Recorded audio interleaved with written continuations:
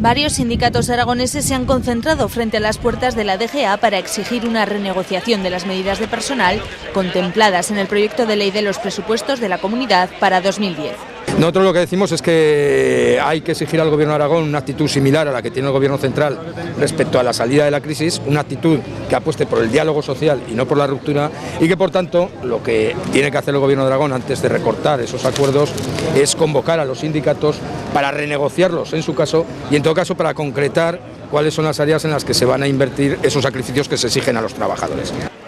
Así, Comisiones Obreras, UGT, CESIF y CEMATSE exigen la paralización de las medidas de congelación y recorte de los salarios de los empleados públicos de la DGA. La Administración y el Gobierno de Aragón unilateralmente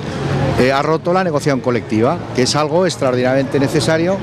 para que el sindicalismo normal se pueda desarrollar en una nación democrática. Esa es la razón básica.